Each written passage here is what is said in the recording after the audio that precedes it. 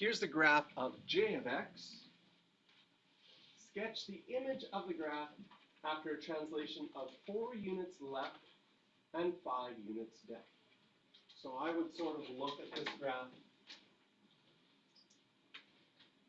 Those look like 3 very important points.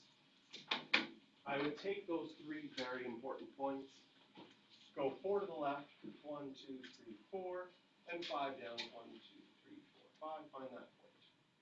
And same thing here, 4 to the left, 5 down, and 1, 2, 3, 4. Find out where those 3 points are, and then to your best of your ability,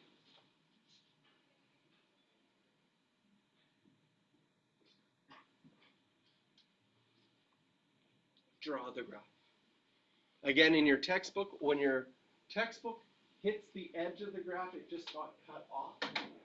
When it hits the edge of the graph, you can assume that there are arrows on there continuing up forever. And so we could draw that as well.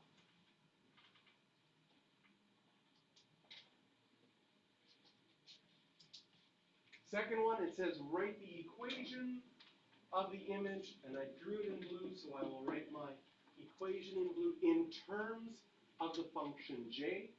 So I know that I have to have the function j on the right-hand side of my equation. And here we had 2 things happen. We moved 4 to the left and 5 down.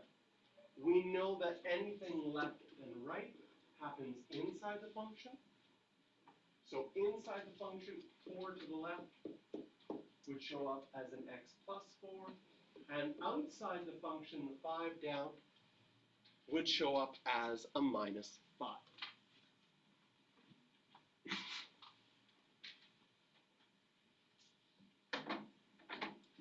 It says state the domain and range of each function. So it wants the original one and also the image. So in the original one, what's our domain? Our domain was everything. What was our range? Our smallest y value is 0. So I can write y is bigger than or equal to 0. For the blue graph, the domain is still everything. There is no smallest value because the arrows keep going to the left. There's no biggest value because it keeps going to the right. And everything in between is included.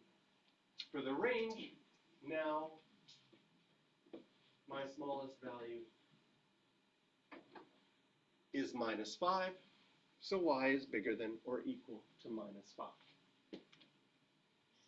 Again, as soon as I'm done a question, I reread it.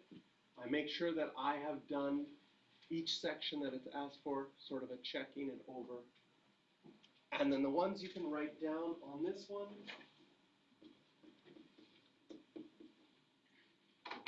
are 8, 9, and 10.